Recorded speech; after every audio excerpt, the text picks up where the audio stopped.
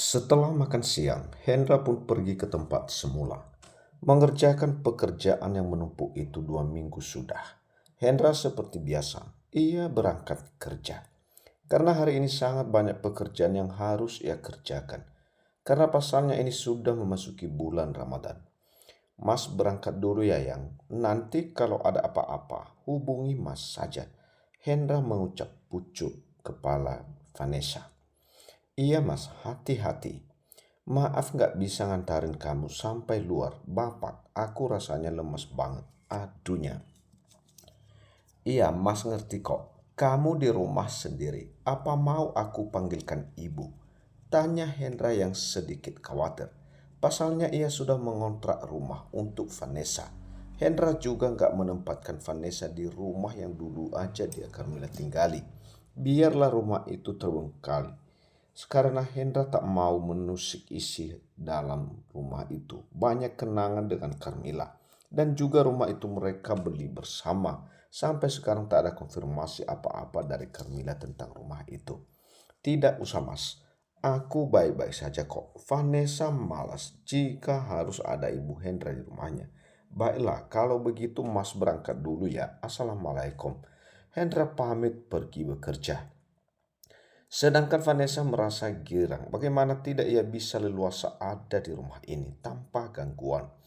Ia juga bisa melakukan apa yang ia mau, bagaimanapun ia sekarang bebas. Akhirnya aku keluar juga dari rumah yang sangat tak nyaman itu. Tinggal dengan mertua sama saja, dengan tinggal bersama harimau. Banyak aturannya, kalau begini kan enak. Dan aku juga berhasil meyakinkan Mas Hendra lembur untuk membelikan aku rumah. Walaupun masih mencicil, tapi nggak apa-apa sih. Gumam Vanessa yang langsung bangkit dan masuk ke dalam kamar mandi. Vanessa selesai dari dalam kamar mandi. Ia juga memakai baju kimono dan langsung bermain ponsel. Ada pesan dari Rian. Vanessa langsung membukanya. Halo Hone, kamu di mana? Ketemuan yuk, kangen. Pesan Rian yang baru saja ia buka. Apa-apaan sih dia? Nggak tahu apa bulan puasa. Udah nggak puasa. Mau lakuin dosa juga. Apa sudah gila dia? Gumam Vanessa. Maaf, aku nggak bisa. Lagian ini bulan puasa dan aku capek. Kita putus saja. Karena aku udah benar-benar ingin serius dengan rumah tangga aku. Balasan Vanessa. Vanessa sebenarnya juga malas terus bermain dengan Rian. Baginya hanya selingan saja. Tapi ia benar-benar ingin mengakhiri hubungannya dengan Rian. Bagaimanapun, jika terus bersama Rian, ia takut ketahuan. Jangan harap kamu putuskan aku. Apa mau aku berkata sama Hendra? Jika anak yang kamu kandung dan aku, apa kamu sudah siap menanggung resikonya? Ancam Rian. Vanessa yang melihat balasan itu seketika meradang. Ia juga tak mau sampai ia dicampakkan oleh Hendra yang jelas-jelas akan memberikan kasih sayang kepada anak itu. Seial, awas saja kamu Rian. Sekarang aku memang lemas. Tapi lihat saja nanti kita akan sama-sama hancur. Umpat Vanessa. Setelah melihat ancaman itu, Vanessa membalas pesan Rian dan juga mengajaknya ketemuan di sebuah kafe karena ia juga akan bernegosiasi dengannya. Baiklah, tunggu saja di kafe biasa, tapi tak ada pembahasan RNJG. Klik balasan Vanessa. Ia pun bersiap untuk pergi. Di kampung Carmila mendapatkan kabar bahwa sidang kedua besok. Ia ditelepon oleh Naina. Iya Nai, ada apa? Sidang kedua besok ya. Mungkin Hendra sekarang sudah mendapatkan surat itu. Apa kamu akan hadir besok? Tanya Naina. Hadir dong. Lagian kan sayang juga nggak hadir. Biar cepat selesai juga. Iya dong. Oh ya, kamu berangkat ke sini kapan? Tanya Naina. Insya Allah nanti malam mungkin. Oh ya, kamu jemput aku ya, berangkat sendiri. Bapak kamu gak antarin Carmila? Kayaknya enggak deh, karena bapak lagi gak enak badan. Aku gak tega juga repotin bapak terus-terusan. Baiklah, oke kalau gitu aku tutup dulu ya. Nanti sambung lagi, ucap Naina. Setelah sambungan telepon terputus, Carmila ke kamar bapaknya untuk memberikan makanan karena sejak pagi bapaknya istirahat dan mengeluh pusing. "Pak, Carmila masuk ya Pak." Carmila yang berbicara di depan kamar bapaknya. "Masuk saja nak," ucap Pak Mardi dari dalam. Krek, Carmila masuk dan membawa makanan dan juga air putih beserta obat. "Pak makan dulu ya, dari tadi bapak belum makan." Carmila duduk di samping Pak Mardi. "Iya nak." Akhirnya Pak Mardi mengikuti apa yang diucapkan oleh anaknya. Ia juga tak mau Carmila sampai cemas dengan keadaannya. Setelah memberikan makanan bapaknya, Carmila ingin menyampaikan keinginan untuk menghadiri sidang kedua besok. "Pak, besok Carmila ada sidang kedua, jadi Carmila ingin untuk ke kota lagi," ucap Carmila hati-hati. "Apa nak besok?" Pak Mardi kaget pasalnya ia tidak bisa mengantar anaknya. "Iya Pak, nanti sore Carmila akan pergi ke kota." "Sama siapa kamu nak?" "Sendiri saja Pak, aku juga nggak tega ajak Bapak." "Kenapa?" "Karena Bapak lagi nggak enak badan. Jadi Carmila sendiri aja nggak apa-apa kan Pak. Carmila juga nggak ingin merepotkan bapaknya." "Tapi Bapak nggak tega nak. Kalau kamu pergi sendiri, apa kamu minta tetangga di sini untuk antar kamu ke kota nak?" ucap Pak Mardi yang takut jika Carmila pergi sendiri. "Pak, insya Allah Carmila akan baik-baik saja Pak. Jangan khawatir, buktinya aku sendiri pulang ke sini juga berani. Jangan takut Pak, Carmila akan jaga diri Carmila." Carmila mencoba meyakinkan bapaknya itu. "Benarkan nak, tapi Bapak khawatir sekali." "Carmila mohon Pak. Setelah selesai Carmila juga segera pulang kok." Carmila meyakinkan bapaknya. "Baiklah nah, jika kamu memaksa." Akhirnya Pak Mardi pasrah saja. Sebenarnya dalam hati Pak Mardi nggak sedikit khawatir. Pasalnya Carmila ke kota sendiri tak ada yang menemani.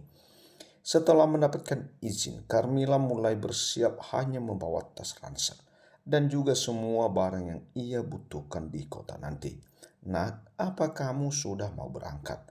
tanya Pak Mardi yang sudah melihat putrinya bersiap untuk berangkat. "Iya Pak, doain ya semoga perjalanan Carmila lancar dan selamat sampai tujuan." Carmila masih memasukkan barang ke dalam tas kecil. "Bapak selalu mendoakan yang terbaik buat kamu nak. Janji ya sama Bapak jika sudah selesai sidang, kamu langsung pulang.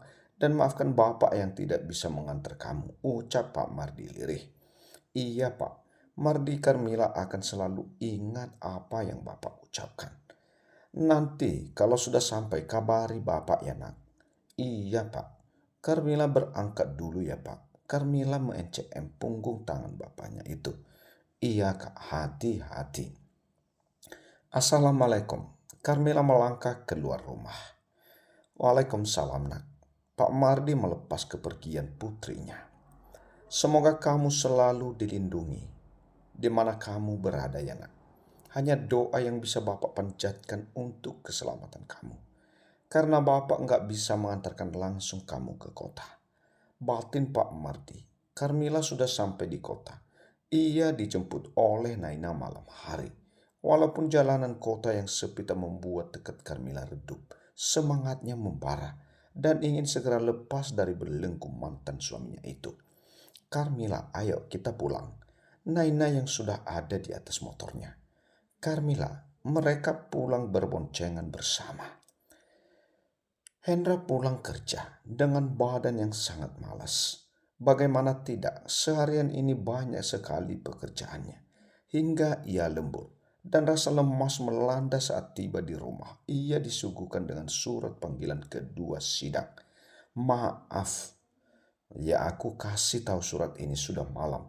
Tadi waktu Mas berangkat kerja, surat itu dikirim oleh kurir jam 9 pagi." Papar Vanessa yang duduk di samping Hendra.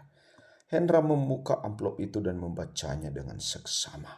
Ia begitu terkejut. Bagaimana tidak, sidang kedua yang akan dilakukan besok.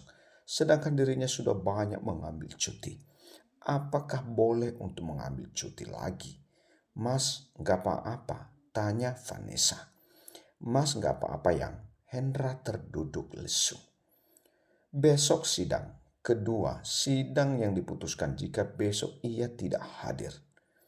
Jika aku izin lagi, apa bos akan mengizinkan? Tapi jika aku tidak hadir besok, artinya aku dan Carmila akan segera berakhir. Bagaimana ini? Otak Hendra seakan buntu. Vanessa hanya tersenyum samar. Ia tahu bahwa Hendra sedang tidak baik-baik saja. Ia juga bersyukur karena Carmila dan Hendra akan segera berakhir. Sebenarnya aku juga nggak tega mas, tapi mau bagaimana lagi? Anak ini juga butuh sosok ayah. Maafkan aku yang membuat kamu memiliki, tapi aku juga bahagia. Kamu sudah tak punya hubungan dengannya. Jadi sekarang aku yang akan menjadi satu-satunya di hatimu. Terima kasih Carmila. Kamu sudah memberikan suamimu untukku. Akan aku jaga dia dengan sepenuh hatiku.